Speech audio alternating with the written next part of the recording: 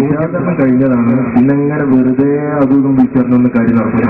നേരത്തെ പറയാത്ത കുറച്ച് കാര്യങ്ങൾ പറയുമ്പോൾ ഒരു വിഷമം ഉണ്ടാവും. എനിക്കറിയാം, നമ്മൾ നേരത്തെ പരിഗണിച്ചല്ലേ, അത് പിന്നെപ്പോഴേ വന്നുകൊണ്ട് പറഞ്ഞോളൂ.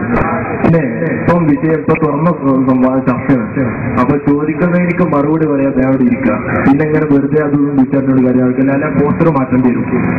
മറ്റൊന്ന്, നേരത്തെ പുടവ വായിച്ച് വഷളാക്കി. അവിടെ പറയാനുള്ളത് പുടവ ആ വിഷയം പറഞ്ഞതിന് ശേഷം ഒരു ഹദീസ് ഉദ്ധരിക്കുന്നുണ്ട്. ഇമാം ബുഖാരി ഉദ്ധരിച്ച ഹദീസ്.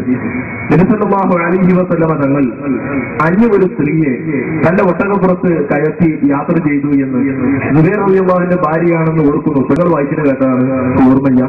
സുബൈർ റളിയല്ലാഹുവിന്റെ ഭാര്യ ഓർക്കുന്നത് പിന്നിൽ വെച്ചുകൊണ്ട് യാത്ര ചെയ്തതായിട്ട് അതിന്റെ ശേഷം പറയുന്നുണ്ട്.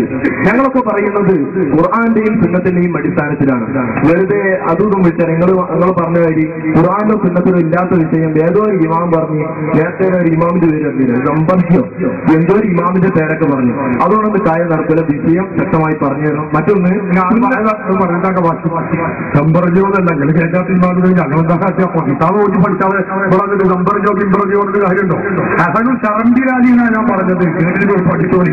അദ്ദേഹത്തിന്റെ മറാത്തിൽ ഫലാഹി എന്ന ഗ്രന്ഥത്തിന്റെ 190-ാമത്തെ പേജിലാണ് നേരത്തെ ഞാൻ ആ പറഞ്ഞ വിഷയം രേഖപ്പെടുത്തി വെച്ചിട്ടുണ്ട്. പിന്നെ ഹദീസുണ്ട്, അതന്നെ ഞാൻ പറഞ്ഞത്, അതിനെ കുറിച്ച് തന്നെ ഞാൻ പറഞ്ഞത്.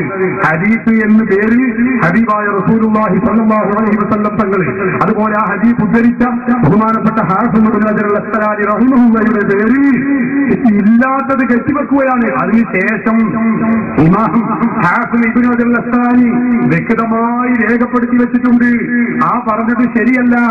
ഈ റസൂലുള്ളാഹി സ്വല്ലല്ലാഹു അലൈഹി വസല്ലം തങ്ങൾ ഹിജാബിന്റെ ആയത്ത് ഇറങ്ങുന്നതിന്റെ മുമ്പ്, അതായത് ഇസ്ലാമിന്റെ ആദ്യകാലത്ത് സ്ത്രീകളും പുരുഷനും നോക്കൽ ഹറാമല്ലാതിരുന്ന കാലത്ത്, അങ്ങനെ ഒരു കാലഘട്ടം ഇസ്ലാമിലുണ്ടായിരുന്നു.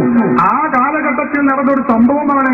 കണ്ടോ, ഹാഫിദ് ഇബ്നു ഹജർ അൽ അസ്ഖലാനി പറയുന്നു, അന്നൽ ഖിസ്സത കാലത്ത് ഖബല നുസൂലിൽ ഹിജാബി, ഹിജാബിന്റെ ആയത്ത് അവതരിക്കുന്നതിന്റെ മുമ്പായിരുന്നു ഈ സംഭവം.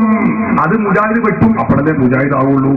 പകുതി അത് വെട്ടിക്കളഞ്ഞുകൊണ്ട് ഇന്നത്തെ ആളുകൾക്ക്, മുജാഹിദിന്റെ ISM പ്രവർത്തകർക്ക് അനുയോജ്യമായ രൂപത്തിൽ അന്യ പെണ്ണുങ്ങളെങ്ങനെ വാരിപ്പുണർന്ന് കൊണ്ടുപോവാൻ പറ്റുന്ന രൂപത്തിൽ പ്രമാണങ്ങളെ കത്തിവെച്ചിരിക്കുന്നു എന്നാണ് ഞാൻ പറയുന്നത്. നിഷേധിക്കാൻ കഴിയുമെങ്കിൽ ആണപ്പത്തോടെ ഞാൻ വെല്ലുവിളിക്കുന്നു. ഫത്വൽ ബാരിയിൽ ഇത് ഇല്ലാതെ നിങ്ങൾക്ക് പറയാൻ കഴിയുമെങ്കിൽ നിങ്ങൾ സാക്ഷാൽ അബ്ദുൽ സലാം സുല്ലമിയും അല്ലെങ്കിൽ ഏറ്റവും വലിയ ഹദീസ് ഏത് ഹോജനെ നിങ്ങൾ കൊണ്ടുവന്നാലും തെളിയിക്കാൻ ഞങ്ങൾക്ക് കഴിയും.